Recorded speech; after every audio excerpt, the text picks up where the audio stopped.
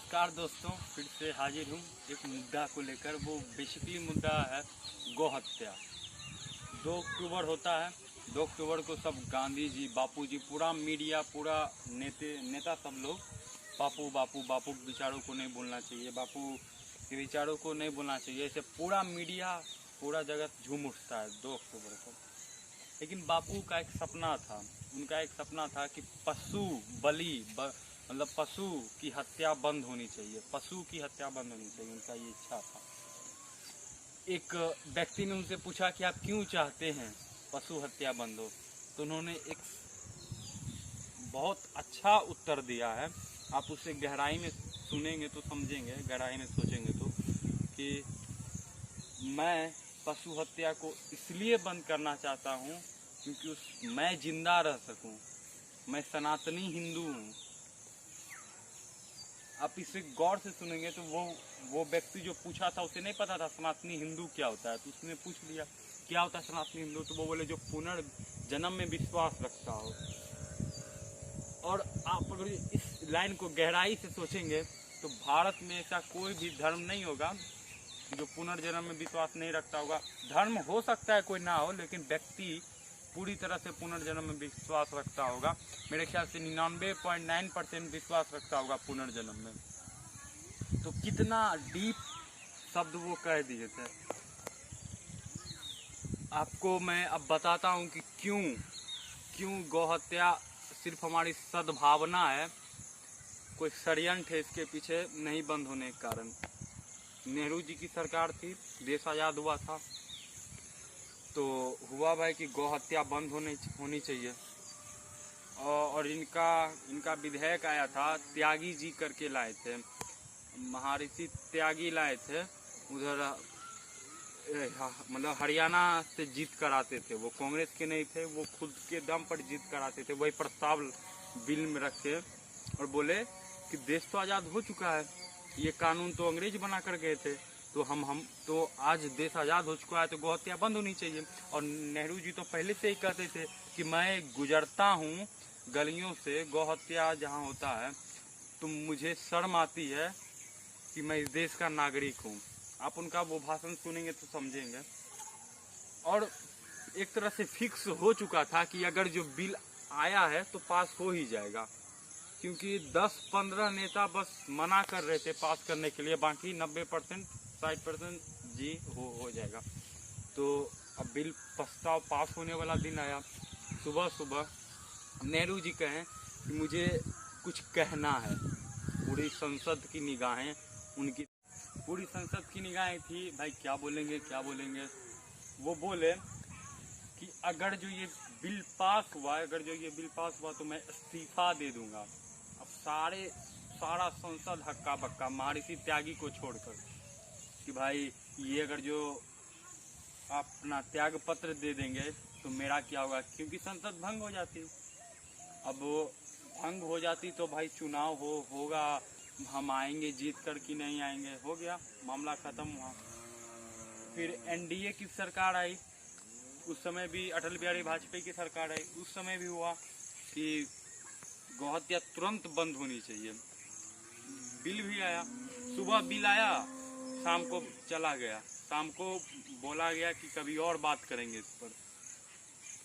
ऐसा 4-5 बार ऐसा हुआ है दोस्तों, 1-2 बार नहीं, 4-5 बार हुआ है। एक बार तो ममता बनर्जी कही किसी का भाई मूल अधिकार है गाय काटना, सुप्रीम कोर्ट, तो वो क्या करेगा भाई।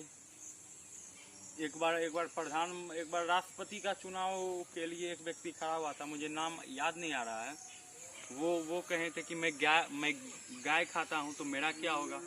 तो सिंपल सा आप अपने घर में काट कर खाओ ना, ये सब जो गौ हत्या खाना है वो बंद करवा दो, आप अपना घर में काट कर खाओ। आपकी भी बीवी बच्चों को तो पता चलना चाहिए ना कि आप कैसे गाय को काट करके खा रहे हो।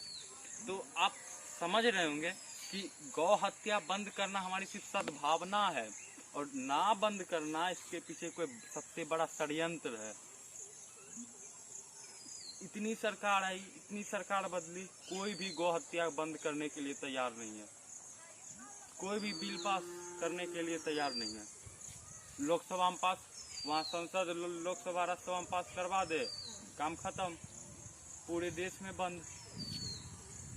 तो आप समझो कि कोई भी पार्टी गौहत्या, जैसा कि मैंने स्टार्टिंग में कहा था, गौहत्या बंद हो, हमारी ये सद्भावना है, और गौहत्या ना बंद हो ये हमारा षड्यंत्र है। और मेरे ख्याल से ये बहुत पीछे का षड्यंत्र होगा, बहुत लंबा इसका प्रोसेस रहा होगा, मुझे भी नहीं पता है, मेरे ख्याल से किसी को नहीं पता होगा। तो आप बेसिकली इतना ही समझो कि कोई पार्टी ऐसी नहीं है जो ऐसा बंद करवा के कि कोई कह सके कि बिल पास कर सके, कोई रही होगी मजबूरी, जैसा नेहरू का होगा। तो मिलते हैं किसी नई टॉपिक पर, किसी नए मुद्दे पर। आप जो मैं बोला हूँ आप चेक कर लीजिए, मैं कहीं गलत बोला हूँ तो कमेंट्स में लिखिएगा। और आपकी कमेंट्स हम आपका कमेंट्स पढ़ते हैं, हर एक कमेंट्स पढ़ते हैं। कैसा लगा आपको ये वीडियो, लाइक कीजिए, सब्सक्राइब कीजिए। मिलते हैं किसी नई टॉपिक पर जल्दी। और हाँ गाइस, अगर जो आपको लगता है कि मुस्लिम चाहते हैं गाय को काटना, तो मैं आपको बता दूं, आप गुजरात के कच्छ कभी आइएगा या राजस्थान के मेवात वगैरह में, तो देखिएगा गाय को मुस्लिम भी वैसे ही पालते हैं जैसे हिंदू पालते हैं। ये तो जितना गाय को मुसलमान नहीं काटते हैं, उससे ज़्यादा तो मेरे ख्याल से भारत सरकार उनकी हत्या करवा रही है। तो कोई नहीं चाहता यार कि गाय का हत्या बंद हो, खास करके सरकार नहीं चाह रही है। बाकी कोई धर्म, मतलब मुस्लिम भी नहीं चाहते हैं कि गाय को हम मारे। अब काटने के लिए मिल रहा है, किसी को रोजगार वहाँ मिल रहा है तो वो काट रहे, बंद हो जाए। अब भाई कोई काटने के लिए मिल रहा है, वो किसी को रोजगार वहाँ मिल रहा है, जबरदस्ती वो काट रहे हैं। कोई नहीं चाहता यार कि गाय की हत्या हो। तो बेसिकली हम लोग समझे। और जाते जाते मैं आपको एक कहानी सुनाता हूँ। आपको पता ही होगा, स्वामी करपात्री जी ने इंदिरा गांधी को आशीर्वाद दिया था कि उनकी सरकार आएगी। ठीक वैसा ही हुआ, उनकी सरकार आई भी। और गौ हत्या को रोकने के लिए स्वामी करपात्री जी ने एक आंदोलन चलाया, उसमें 5,000 लोग शामिल थे लगभग। और उन्हें बोला, इंदिरा गांधी तो मेरी आशीर्वाद से पीएम बनी है तो मेरा बात मानेगी। लेकिन उसका जस्ट उलट हुआ, वो संसद के सामने जाकर एकदम पूरा घेराव कर दिए, कोई ना बाहर जाएगा, कोई ना अंदर आएगा, ऐसा कर दिए थे। लेकिन 7 नवंबर को क्या हुआ आप सब जानते हो, एकदम छुट्टा सांड की तरह गोलियां चली और बहुत सारे साधु संत मारे गए। और उस समय शराब दे दिए थे स्वामी करपात्री जी। उनके शिष्य बताते हैं कि उन्होंने शराब दिया था कि, और उसी का दुष्परिणाम ये निकला कि जैसे साधु संत मारे गए थे गोलियों से, उसी प्रकार इंदिरा गांधी भी मारी गई थी। आप लोगों को वो किस्सा पता ही होगा। लेकिन आप एक चीज गम रहे हो, इतना सब कुछ हो गया, इतने नरसंहार हुए, लेकिन गौहत्या पर कानून नहीं निकला। इसलिए मैं बोल रहा हूँ ये बहुत पेचीदा विषय है। जय हिंद, एंजॉय माय वीडियो।